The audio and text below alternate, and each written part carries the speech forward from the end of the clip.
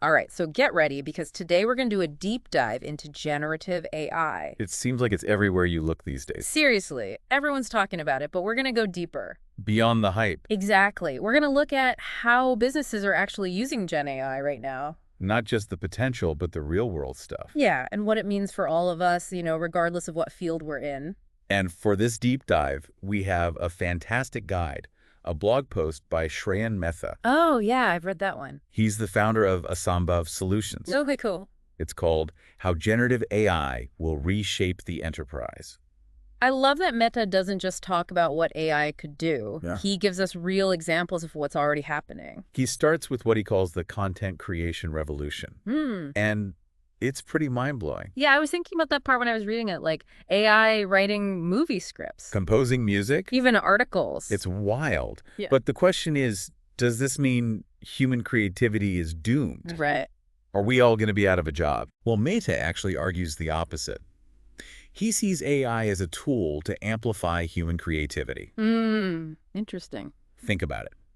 Imagine if you could take all those tedious, repetitive tasks off your plate. Oh, I would love that. Things like drafting basic marketing copy or transcribing meeting notes. Yeah. Suddenly you have way more time and energy to focus on the strategic, creative stuff. The stuff that only humans can do. Exactly. Yeah.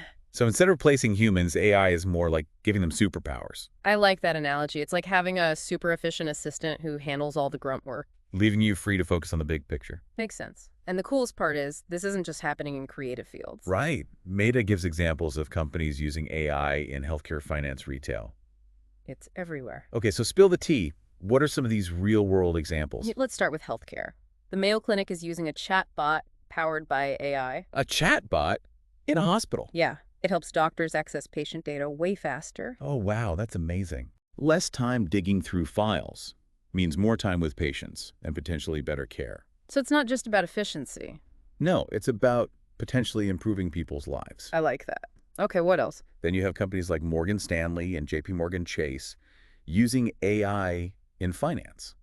Oh, yeah. Wall Street. They're using it to analyze market trends and make smarter investment decisions. So AI is becoming a financial whiz. What about more everyday businesses, though, like retail? Definitely. Even supermarkets are getting in on the action. Albert Heijn, a big chain in the Netherlands, Okay. they're experimenting with AI to optimize their operations. Really? For things like inventory and stuff? Yeah, exactly. Things like that. They're still in the early stages, but it just shows that even industries you wouldn't typically associate with high tech are finding ways to use AI. That's really interesting. It seems like AI is popping up everywhere. But with all this talk about AI accessing sensitive data, what about security? That's a great question, and Mehta addresses it head on. Oh, He points out that companies like Samsung, Bank of America, and Wells Fargo are building their own private AI models. so instead of using those public open source tools, they're creating their own systems in-house. Right. Why is that? Security is the main reason.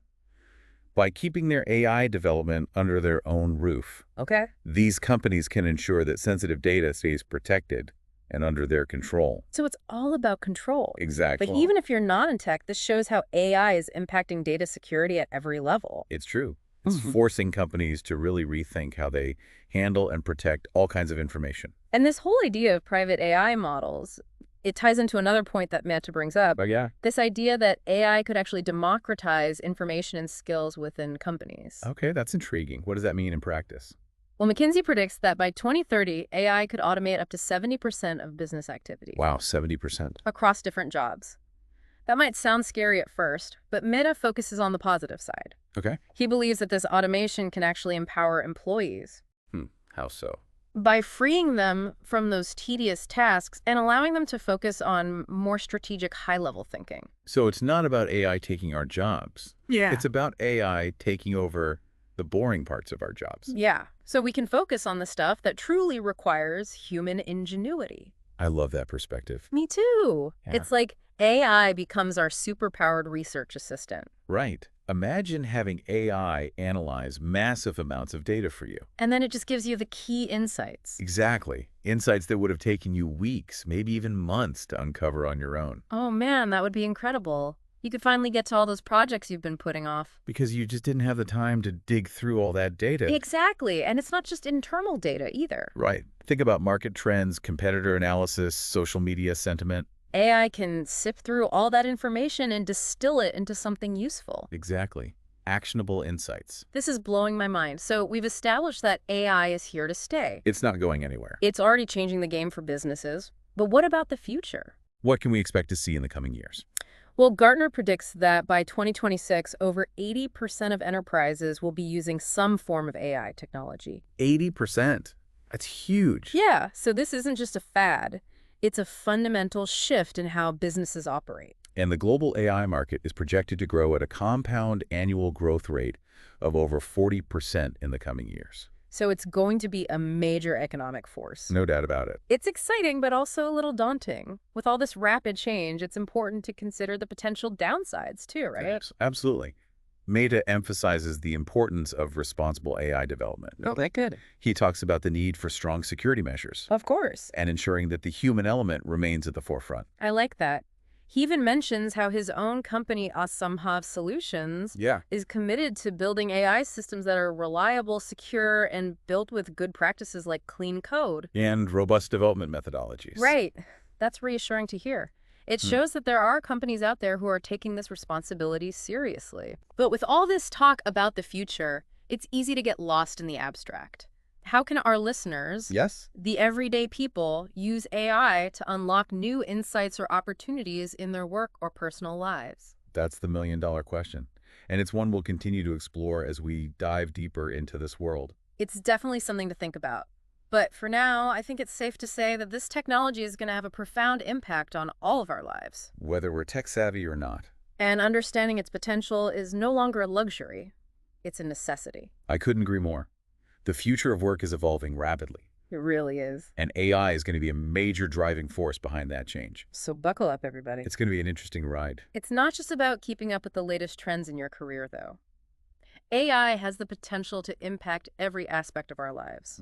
From how we learn to how we interact with the world around us. It really does feel like we're on the cusp of a societal shift. And as with any powerful technology, we need to approach it with both excitement and caution. Speaking of caution, Mehta makes a really interesting point about the role of developers in this new AI-powered world. He talks about the need for them to have a strong understanding of responsible AI development. He even mentions specific practices like clean code and good documentation. He does. These might seem like just technical details, but I think they reflect a broader commitment to building AI systems that are trustworthy and ultimately beneficial to society.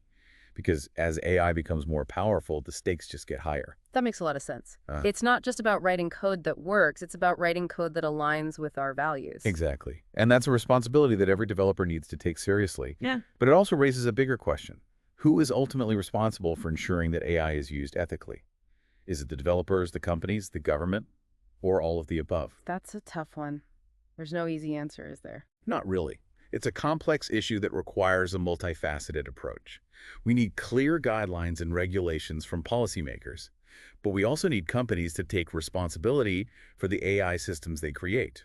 And of course, as we've said, developers have a big role to play too. So it's a shared responsibility. We all have a part to play in making sure AI is used for good, which is why conversations like this are so important. I agree. Raising awareness and educating people about the potential and the pitfalls of AI is crucial. And it all comes back to that point Mehta made about the importance of the human element. Oh, right. He emphasized that even as AI becomes more sophisticated, we can't lose sight of the human factors. Ultimately, AI should enhance human capabilities, not replace them. That's such a crucial point. It's easy to get caught up in the hype and see AI as this magical solution to all our problems. But we have to remember that AI is only as good as the humans who create and use it. Right. It's a tool, and like any tool, it can be used for good or bad. It's up to us to decide how we want to use it. And how we want to shape the future with it. You know, it's fascinating to think about how this is playing out beyond just the business world. Meta touches on how AI could actually level the playing field when it comes to accessing information and developing skills. That's a really interesting point. He highlights McKinsey's prediction that AI could automate a significant portion of work activities across various occupations by 2030, up to 70%. That's a huge number, but instead of focusing on the fear of job displacement, Meta flips the script and looks at how this automation could actually empower employees. He does. He talks about how it could free people from those mundane, repetitive tasks, giving them more time and mental space to focus on things that require uniquely human skills, Mm. creativity, critical thinking, problem solving. So it's like AI takes over the busy work, freeing us up to do what we do best. I can see how that could be incredibly empowering. Think about it. Yeah. What if you had AI analyzing mountains of data for you, pulling out those key insights that would have taken you weeks or even months to find on your own? It's like having a superpowered research assistant by your side. That would be a game changer for sure. Suddenly you've got time to tackle those big strategic projects you've been putting off. Exactly. And it's not just about internal company data. Imagine AI helping you sift through market trends, competitor analysis, even social media sentiment. It could help you make sense of the overwhelming amount of information out there. That's mind-blowing. So we've seen that AI is already making waves across various industries, and it's only going to get bigger. But with all this talk about sensitive data, what about security? This feels like it could be a real concern. It's a valid concern, and Meta dives into it head on. He talks about how companies like Samsung, Bank of America, and Wells Fargo are opting to build their own private AI models instead of relying on public open source tools. Interesting. So instead of using something readily available, they're choosing to create their own systems in-house. What's the thinking behind that? Security is the main driver. By developing their AI systems internally, these companies can maintain tight control over their data, ensuring that sensitive information stays protected. That makes sense. They're basically creating a more secure environment for their AI development. It's like they're building a fortress around their data. Exactly. And it highlights how AI is changing the way companies approach data security in general. It's forcing them to be more strategic and proactive about protecting their assets. It also makes you think about the future of AI development. Is this trend of building private models going to become the norm? It's hard to say for sure, but Meta seems to suggest that responsible AI development is going to be key moving forward. He talks about how his own company, Asimpav Solutions, is committed to building AI systems that are not only functional, but also reliable, secure, and built with good practices like clean code and robust development methodologies. That's encouraging to hear. It shows that some companies are really taking the ethical implications of AI seriously. But honestly, with all this talk about the future, it's easy to get lost in the abstract. How can our listeners, the everyday people, actually use AI to unlock new opportunities or insights in their own lives? That's the million-dollar question, isn't it? And it's something that everyone is going to have to figure out for themselves as AI becomes more integrated into our lives. It feels like we're standing on the edge of something truly transformative. But change can be daunting. It can be, but it can also be incredibly exciting. Think about all the possibilities that AI opens up. It is exciting when you put it that way. We're talking about potential breakthroughs in healthcare education and scientific research. The list goes on. And who knows what other amazing applications we'll discover in the years to come. It's a whole new world of possibilities, and it's unfolding right before our eyes. But with all this potential comes responsibility. We need to make sure that we're using AI in a way that benefits everyone, not just a select few. I could agree more. And that's why it's so important to have these conversations, to keep exploring the ethical implications and to think critically about how we want to shape this future with AI. Because the future is not preordained. It's something that we're all actively creating together. That's a powerful thought. We have a responsibility to be informed, engaged, and involved in this conversation. Absolutely. We can't just sit back and let things happen. We need to be proactive about shaping the future of AI and ensuring that it aligns with our values. Well said. So where do we go from here? What are some tangible things our listeners can do to start engaging with AI in a meaningful way? That's a great question. I think one of the best things people can do is to simply start learning about AI.